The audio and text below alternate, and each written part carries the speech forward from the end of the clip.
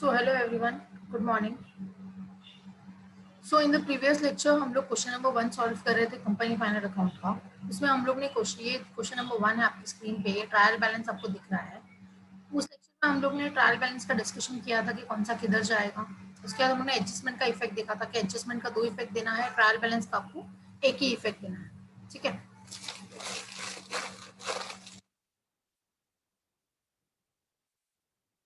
हम लोग ने एडजस्टमेंट का 2 इफेक्ट मैंने आपको बता दिया था कि आपको यहाँ पे कैसे लेना है। फर्स्ट एडजस्टमेंट आपको जो बोला है opening stock minus closing stock आपको करना है, वो चेंजेस इन इन्वेंट्री में जाएगा। बट सेकेंड इफेक्ट आपको यहाँ पे याद रखना है कि क्लोजिंग स्टॉक आपका जो है वो बैलेंस शीट एसेट में ही जाएगा। फिर हम लोग ने ये डिस्कशन किया था, ये 6 एडजस्टमेंट हम लोग ने ऑलरेडी डिस्कस किया है। तो 5 ही एडजस्टमेंट, बट मैंने फिफ्थ एडजस्टमेंट में आपको सेकंड एडजस्टमेंट में मैंने आपको 2 चीजें बताई थी। सेकंड एडजस्टमेंट में मैंने क्या बताया था कि 3000 डेटर से भी माइनस करना है और 3000 आपको क्रेडिटर से भी माइनस करना है। तो डेटर में से 3000 हमने माइनस किया एंड क्रेडिटर से भी 3000 माइनस कैसे करना है वो मैंने आपको बता दिया है। सो ये आपको रेवेन्यू फ्रॉम बिजनेस ये दिखेगा आपको पीएनएल। इसमें हम लोग ने वो भी डिस्कस किया था, ये हम लोग का डिस्कशन हो चुका था कि ये कहाँ से आया, सेल्स का अमाउंट कहाँ से आया, अदर इनकम का कहाँ से आया। ठीक है, कॉस्ट ऑफ मटेरियल कंज्यूम ये सम में नहीं है। फिर आपको परचेज ऑफ स्टॉक दिया हुआ है कि आपने स्टॉक परचेज किया है, तो परचेज में से परचेज रिटर्न आपको माइनस करना है। फिर चेंजेस इन इन्वेंट्री की बात चल रही है, तो आपको चेंजेस इन इन्वेंट्री में आप याद रखना है कि हमेशा ओपनिंग माइनस क्लोजिंग ही करना है। गलती से क्लोजिंग माइनस ओपनिंग मत कर देना, हमेशा आंसर आपका नेगेटिव में ही आना चाहिए। बिकॉज ओपनिंग आपका जो होगा उसमें आपने कुछ ना कुछ तो परचेज किया होगा कि नहीं करंट ईयर में।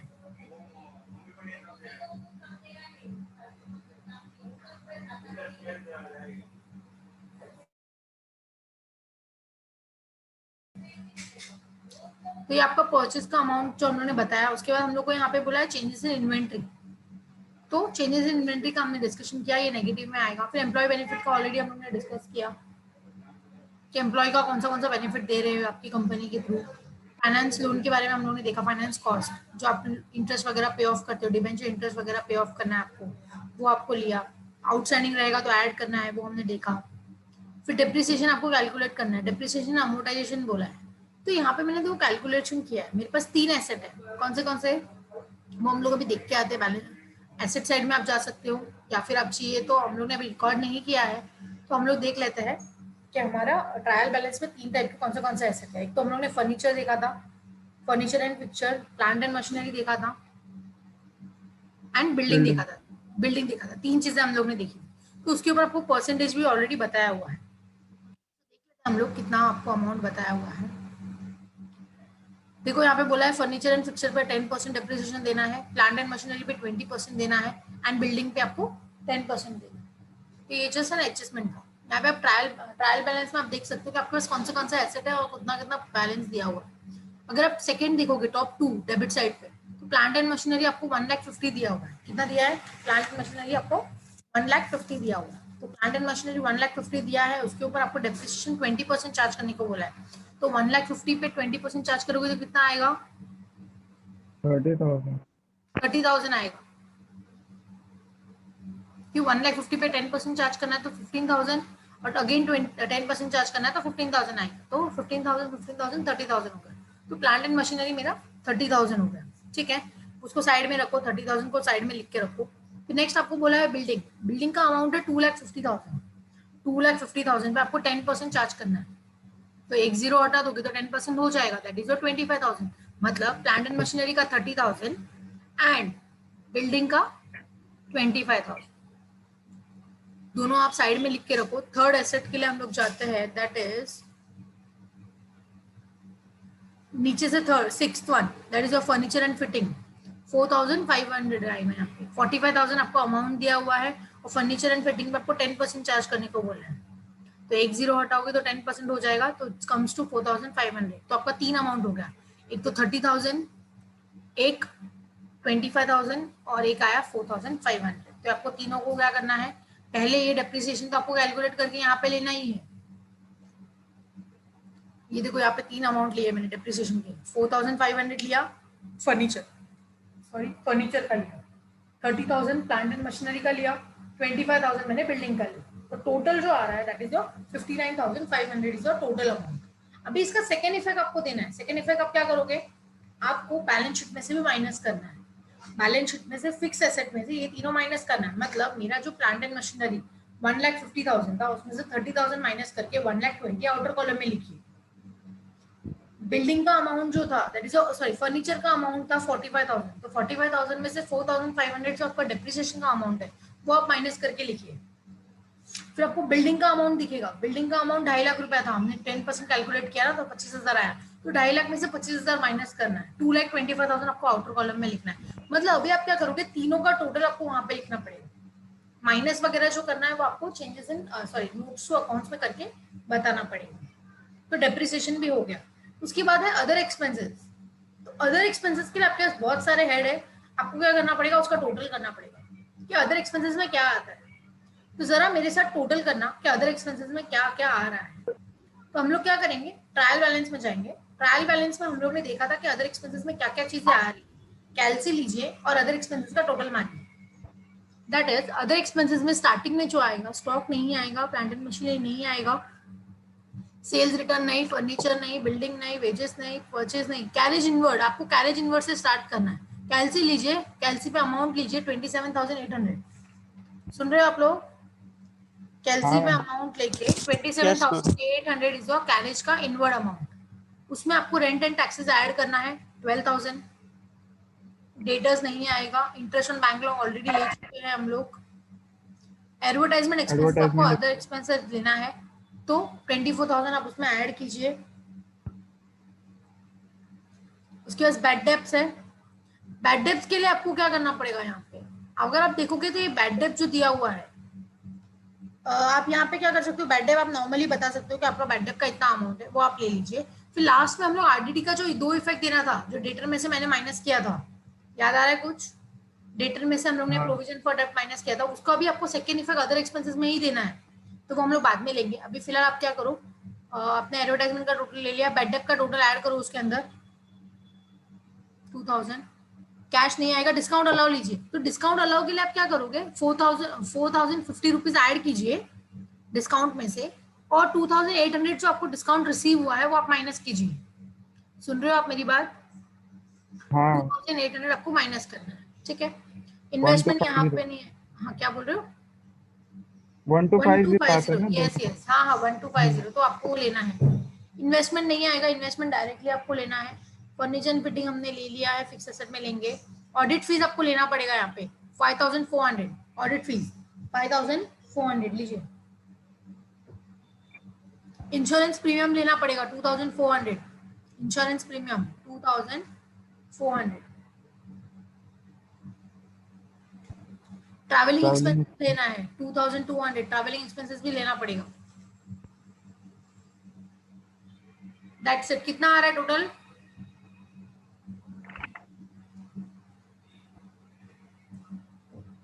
आपको जो भी टोटल आ रहा 70 है, कितना आ रहा है? 77,050 रुपीज। 77,050 आपको जो भी बैलेंस आ रहा है, ये अमाउंट जो आया वो मेरे ट्रायल बैलेंस से अमाउंट आया। एडजस्टमेंट अभी करना बाकी है। तो एडजस्टमेंट में आप क्या करोगे, हाँ एडजस्टमेंट में हम लोग जाते हैं। एडजस्टमेंट में जाने के बाद हम लोग को, मैंने आपको बताया था दो चीजें आपको क्या करनी है, यहाँ पे लेनी है। एक तो आप क्या करोगे, डेटर का अमाउंट ले लीजिए, ये वाला।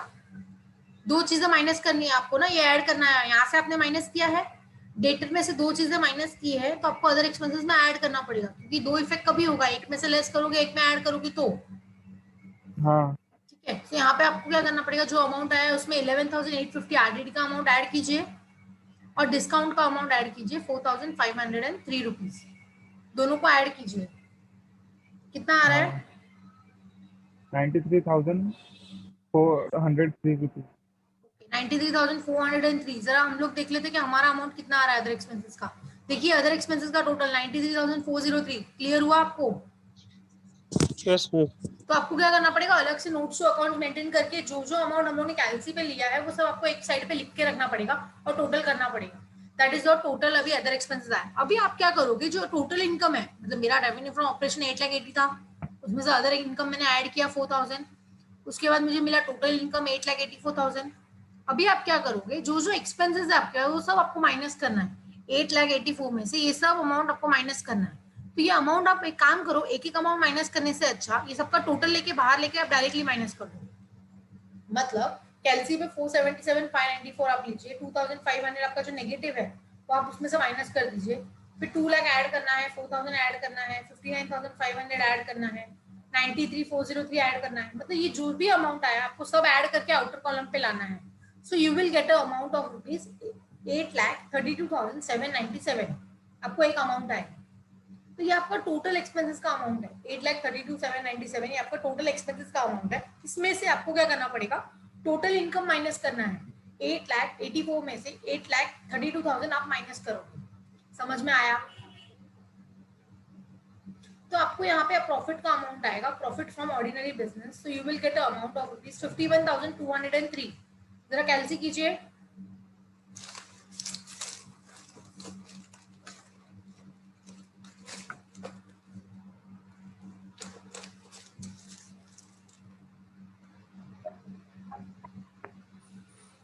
हाँ आ रहा है उतना अमाउंट? हाँ ओके. सो मेरा प्रॉफिट फ्रॉम ऑर्डिनरी बिजनेस हो गया. इसके बाद आपको क्या करना पड़ेगा, इसका कंटिन्यू पार्ट है नेक्स्ट पेज पे, वो हम लोग कंटिन्यू करते हैं. 51,203 से आपको स्टार्ट करना है. पूरा सम हमने पढ़ा, किधर भी not ordinary business income, not ordinary expenses मुझे किधर भी नहीं दिखा. तो प्रॉफिट बिफोर टैक्स जो आएगा वो आपका 51,203 ही रहेगा. सम में किधर भी नहीं बोला कि आपने किसी को इंटरेस्ट पे किया है, गवर्नमेंट को टैक्स पे किया है. सम में किधर भी कुछ नहीं बताया है. तो आपका total profit available for appropriation 51,203 रहेगा. आपको सम में किधर भी नहीं बोला है कि आपने ट्रांसफर किया है जनरल रिजर्व में. मतलब मैंने प्रॉफिट में से जनरल रिजर्व में ट्रांसफर किया है. नॉर्मली कंपनी का रूल होता है कि 25 to 30% आप जनरल रिजर्व में ट्रांसफर करो, बट सम में किधर भी नहीं बोला है. तो नहीं बोला है तो सम इज सुपीरियर, आपको अपने मन से नहीं करना है. तो नहीं बोला तो हमने कुछ भी नहीं किया. प्रपोज डिविडेंड के बारे में ये लोग ने बात नहीं की है, प्रोविजन फॉर टैक्स के बारे में ये लोग ने बात नहीं किया है. तो आपको यहाँ पे क्या करना है, नहीं लेना है. सो रिटेन अर्निंग जो आएगा आपका आएगा net effect, that is 51,203 is your net profit. समझ में आया? ये 51,203 को आपको बैलेंस शीट में जनरल मतलब रिजर्व एंड सरप्लस का अमाउंट दिखेगा, वहां पे आपको ऐड करना है. क्लियर हुआ? प्रॉफिट एंड लॉस मतलब how to make a vertical revenue statement ये हम लोग ने देख लिया. अभी हम लोग क्या करते हैं, कंटिन्यू पार्ट को बैलेंस शीट में कन्वर्ट करते हैं. ये आपका जो दिखेगा वो आपका बैलेंस शीट का अमाउंट है. मतलब ये आपको देखो यहाँ पे दिख रहा है, नॉन करंट एसेट के अंदर फिक्स एसेट है, उसके अंदर फिक्स एसेट के अंदर भी दो बताया, टेंजिबल और इनटेंजिबल. हमने पूरा सम पढ़ा, किधर भी इनटेंजिबल नहीं दिखा मुझे, तो मैंने उसको नील रखा है. उसके बाद टेंजिबल की अगर आप देखोगे तो मेरे पास 3 टेंजिबल का अमाउंट था. कौन सा? एक तो प्लांट एंड मशीनरी था 1.5 लाख रुपया. 1.5 लाख में से 20% आप माइनस करोगे तो मैंने आपको बोला था 1,20,000 लेने के लिए. तो कैलसी पे 1,20,000 आप वो ले लीजिए. समझ में आया? उसके बाद हमने बिल्डिंग देखा था, 2.5 लाख रुपया मेरा बिल्डिंग था. 2.5 लाख में से 25,000 आपको माइनस करना था, तो 2,25,000 वो आएगा. मतलब 1,20,000 प्लस 2,25,000 आपको वो ऐड करना है.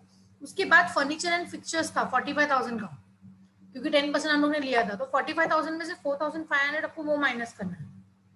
तो आपको जो अमाउंट आएगा दैट इज 40,500 रुपीज जो आएगा वो आपको ऐड करना है. मतलब तीनों का टोटल आपको यहाँ पे लेना है. सो 3,85,500 आपको आएगा. क्या क्या ऐड करना है, एक तो 40,500 लेना है फर्नीचर का, 1,20,000 प्लांट एंड मशीनरी का लेना है, बिल्डिंग का 2,25,000 लेना है. सो टोटल टेंजिबल का अमाउंट आएगा 3,85,500 रुपीज. कर रहे हो आप लोग टोटल? देखो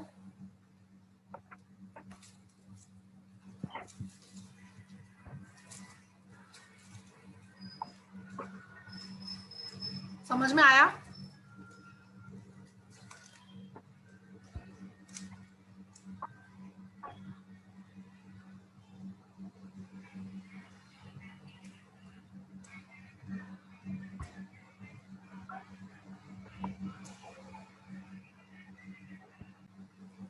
अगर आप टोटल करोगे तो आपको 3,85,500 ही आएगा. ठीक है, टेंजिबल कुछ नहीं है, उसको मैंने यहाँ पे नील रखा है. उसके बाद अगर आप क्वेश्चन पढ़ोगे तो आपको लॉन्ग टर्म इन्वेस्टमेंट दिखेगा. मतलब वहां पे आपको डेबिट साइड पे एक बताया था कि आपने इन्वेस्टमेंट किया है 40,000 रुपीज का, डेबिट साइड पे आपको बताया रहेगा. तो आपको क्या करना है, 40,000 यहाँ पे लिखना है, that is your long term investment 40,000. फिर आपको ट्रेड रिसीवेबल का अमाउंट तो मैंने खुद ही कैलकुलेट करके बताया था, 2,20,647. कैसे आया, यहाँ पे देखो मैंने करके बताया. ये देखिए फिफ्थ एडजस्टमेंट 2,40,000 आपका डेटर का अमाउंट था, 3,000 आपने माइनस किया, फिर आरडीडी माइनस किया, डिस्काउंट माइनस किया, तो आपको टोटल डेटर का अमाउंट मिल गया, that is your trade receivable का अमाउंट 2,20,647 ये आपका डेटर का अमाउंट है। समझ में आया? तो ये डेटर का अमाउंट हो गया। और इन्वेस्टमेंट अगर आपको देखना है तो हम लोग ट्रायल बैलेंस में जाके इन्वेस्टमेंट देख के आते एक बार। ट्रायल बैलेंस ये रहा, आप देखोगे अगर नीचे से 7वां आइटम रहेगा, इन्वेस्टमेंट का अमाउंट दिखेगा आपको 40,000, ठीक है। तो आपका ये 40,000 जो था वो लॉन्ग टर्म इन्वेस्टमेंट था। फिर डेटर का अमाउंट कैसे आया वो हमने देख लिया। फिर इन्वेंट्री की बात चल रही है, तो क्लोजिंग इन्वेंट्री आपको एडजस्टमेंट में दिया हुआ था 42,500, वो हमने ले लिया। यहाँ पे कैश इक्विवेलेंट में आपको दोनों का अमाउंट टोटल लेना है। कैश एंड कैश इक्विवेलेंट में दोनों अमाउंट लोगे आप। कौन सा जो आपके बैंक में था, cash at bank and cash in hand में जो बैलेंस है, वो आपको दोनों यहाँ पे एड ऑन करके लेना है। उसके बाद लोन्स एंड एडवांसेस में कुछ भी नहीं था, अदर करंट एसेट में भी कुछ भी नहीं है। तो आप टोटल अगर आप लेते हो बैलेंस शीट का, तो आपको बैलेंस का टोटल आएगा 8,17,453 रुपीज। ये आपके एसेट साइड का टोटल है। अभी हम लोग क्रेडिट साइड पे जाते हैं। सॉरी, यहाँ पे क्रेडिट साइड नहीं होता है, बट आपको बता दूं ये एसेट साइड है। हम लोग को एक लाइबिलिटी साइड भी होता है, तो हम लोग को लाइबिलिटी साइड पे जाना पड़ेगा। लाइबिलिटी साइड का भी टोटल आपको इतना ही आना चाहिए, 8,17,453। देख लेते हैं आपके सामने लाइबिलिटी है। Equity share capital. अभी इक्विटी शेयर कैपिटल के अंदर क्या क्या लिया आपने? इक्विटी शेयर कैपिटल के अंदर आपने क्या लिया होगा? इक्विटी शेयर कैपिटल के अंदर क्या आता है? नॉर्मली इक्विटी शेयर कैपिटल होगा तो आएगा। तो हम लोग ट्रायल बैलेंस में एक बार देख के आते हैं कि इसमें क्या था।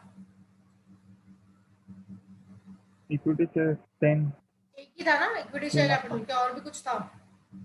हाँ ये देखो इक्विटी शेयर कैपिटल आपको दिख रहा है यहाँ पे। Share capital first one 6 lakh rupees का, that is the equity share capital. समझ में आ गया? सो ये मेरा अमाउंट था। उसके बाद अगर आप ये देखो कि बैंक लोन दिख रहा है आपको यहाँ पे क्रेडिट साइड पे, second last item bank loan 40,000 का। हाँ ये आपका बैंक लोन है, तो आपको क्या करना पड़ेगा? लाइबिलिटी साइड पे उसको बताना पड़ेगा कि आपका बैंक लोन है। तो बैंक लोन आपको लेना पड़ेगा किधर ना किधर। तो देखते हैं हम लोग, मैं आपको बता दूं किधर लिया है लोन। ये आपका बैलेंस शीट हमने देख लिया है, एसेट साइड। ये आपका लाइबिलिटी साइड है। तो लाइबिलिटी साइड में देखो आपको लॉन्ग टर्म बोरोइंग्स में दिखेगा 40,000 दिख रहा है। लॉन्ग टर्म बोरोइंग्स ये लॉन्ग टर्म में क्यों डाला? क्योंकि ये आपको परसेंटेज बताया है ब्रैकेट में, दैट इज अ सिक्योर्ड। मतलब जब जब आपको बोला होगा कि बैंक लोन है, तो बैंक लोन के ब्रैकेट में आपको बताया जाएगा that is a hidden adjustment कि आपको इतना % इंटरेस्ट पे करना है। फिक्स्ड है तो फिक्स्ड होगा, तो वो ऑफकोर्स होगा कि वो लॉन्ग टर्म के लिए ही लिया होगा आपने। तो उसको मैंने यहाँ पे लॉन्ग टर्म के लिए लिया। अगर आपने बोला होता कि ये शॉर्ट टर्म के लिए लिया है, तो शॉर्ट टर्म के लिए अगर आपने लोन लिया होता तो आप अदर करंट लाइबिलिटी में इसको ले लेते। कोई भी short term loan, short term provision आप अदर करंट लाइबिलिटी में ले सकते हो। या तो आप चाहिए तो ट्रेड पेबल के नीचे आप short term provision and short term liability करके भी क्रिएट कर सकते हो। उसके बाद आप करंट लाइबिलिटी लीजिए, अदर करंट लाइबिलिटी आप इसके अंदर ऐड भी कर सकते हो, नया हेड भी बना सकते हो, short term liability and provision. समझ में आ गया? उसके बाद हम लोग ने इक्विटी शेयर कैपिटल का डिस्कस कर लिया। अगर आप रिजर्व एंड सरप्लस में देखोगे तो मैंने पूरे क्वेश्चन में किधर भी नहीं देखा था कि कोई भी जनरल रिजर्व बोला हो या प्रॉफिट एंड लॉस आपको दिया हो, कुछ भी नहीं बोला था। मतलब ये 51,203 जो है ये मेरा करंट ईयर का प्रॉफिट है। क्या है? ये मेरे करंट ईयर का प्रॉफिट है। तो आपको करंट ईयर का प्रॉफिट है, तो मैंने आपको बोला था बैलेंस शीट में आपको लेना है, ये करंट ईयर का प्रॉफिट रहेगा, तो वो हमने यहाँ पे ले लिया। समझ में आ गया? उसके बाद अगर आप देखोगे तो हमारे पास ट्रेड पेबल है। ट्रेड पेबल में मैंने आपको बताया था कि मेरा क्रेडिटर का अमाउंट 1,16,000 ट्रायल बैलेंस में दिया हुआ है। कितना? 1,16,000। बट उसमें से सेकेंड एडजस्टमेंट जो बोल रहा था कि आपको 3,000 माइनस करना है, तो मैंने 3,000 माइनस करके ट्रेड पेबल में से यहाँ पे लिया है 1,13,000 जो आपको बोला था। यहाँ पे कैसे आया 13,000? कि 1,16,000 में से 3,000 मैंने माइनस किया क्योंकि पेमेंट हो गया है करके, तो 1,13,000 यहाँ पे आएगा। उसके बाद अदर करंट लाइबिलिटी का अगर आप टोटल लेना चाहोगे तो अदर करंट लाइबिलिटी के अंदर दो चीजें हैं। कौन सी? एक तो आउटस्टैंडिंग सैलरी का जो अमाउंट था 12,450 का जो आपको अमाउंट दिखेगा सैलरी में से, हम लोग ने क्या किया था? सैलरी में ऐड किया था ना एडजस्टमेंट। हम लोग को बोल रहा था फोर्थ एडजस्टमेंट कि 12,450 आपका आउटस्टैंडिंग सैलरी है, लेकिन 800 रुपया इंटरेस्ट ऑन बैंक लोन का भी तो आउटस्टैंडिंग है। तो दोनों का टोटल करना है आपको 12,450 plus 800, so you will get a 13,250 का टोटल का अमाउंट यहाँ पे। तो ये मेरा अदर करंट लाइबिलिटी है। अगर आप टोटल लोगे सो आपको टोटल आएगा 1,26,250 दोनों का टोटल। उसके बाद आपको क्या करना है, इक्विटी शेयर कैपिटल का सर टोटल लेके पूरा लाइबिलिटी का टोटल आपको लेना है। So you will get 8,17,453। तो जो मुझे एसेट का भी मैम टोटल उतना ही आ रहा है, बोलिए ना। रिजर्व एंड सरप्लस कैसे आया पता नहीं चला। रिजर्व एंड सरप्लस ये जो 51,203 है, पूरे क्वेश्चन में किधर नहीं बताया है कि आपके पास कुछ रिजर्व है। तो हम लोग क्या करते हैं, ये जो मेरा बैलेंस शीट फिगर आया है इधर, वर्टिकल रेवेन्यू स्टेटमेंट जो आपको आता है, रिटेन अर्निंग हाँ 51,203, वो आपको हमेशा ट्रांसफर करना पड़ेगा जनरल एंड रिजर्व में। ओके मतलब इधर जो भी अमाउंट आएगा वो आपको रिजर्व एंड सरप्लस में वहां पे अमाउंट दिया होगा तो ऐड ऑन कीजिए, नहीं दिया होगा तो आप डायरेक्टली लिखिए। नॉर्मली रिजर्व एंड सरप्लस में आपके पास ऑलरेडी जनरल रिजर्व होता ही है, बट ये सम में आपके पास नहीं है। अगर होता तो मैं क्या करती, जो अमाउंट होता उसमें 51 ऐड कर देती, नहीं है तो डायरेक्टली 51 आप ऐड कर दीजिए, ठीक है। ओके तो अगर आप देखोगे तो एसेट साइड का टोटल आपको दिख रहा है 8,17,453 एंड लाइबिलिटी का टोटल आपको दिख रहा है 8,17,453। दैट मींस आपका बैलेंस शीट यहाँ पे टैली हुआ, मतलब ये सम मेरा यहाँ पे कंप्लीट होता है। हम लोग ने बैलेंस शीट कैसे सॉल्व करते हैं वो देखा, बट ये वर्टिकल था तो फॉर्मेट आपको इसी तरह से बनाना पड़ेगा। वर्टिकल रेवेन्यू स्टेटमेंट हमने देखा, कौन सा अमाउंट किधर जाएगा वो हमने देखा, समझ में आया। पर आपको नोट्स टू अकाउंट्स कैसे बनाना है वो मैंने आपको बता दिया था। नोट्स टू अकाउंट्स कैसे बनाना है वो हम लोग ने एग्जाम्पल में देखा था। तो आपको क्या करना पड़ेगा, उसी टाइप से नोट्स टू अकाउंट छोटा छोटा बनाना पड़ेगा। क्लियर हो गया आप लोगों को? सो ये टॉपिक में कंपनी फाइनल अकाउंट में एक ही सम था, इसके लिए यहाँ पे मैंने इसको लेंथी लिया हुआ है और अच्छे से एक्सप्लेन किया हुआ है, बिकॉज ये टॉपिक में एक ही सम है जो इसके लिए मैंने इसको अच्छे से एक्सप्लेन किया हुआ है। तो यहाँ पे मेरा कंपनी फाइनल अकाउंट का सम खत्म होता है एंड टॉपिक भी खत्म होता है। So will continue next topic, that is next topic जो रहेगा वो हम लोग नेक्स्ट लेक्चर में कंटिन्यू करेंगे। Clear everyone? Yes ma'am. Okay, so will connect in the ma'am next इसका लेक्चर। वीडियो भेजिए। Okay, okay, sure. Yes, welcome. So we'll continue in the next lecture. Bye bye. Bye.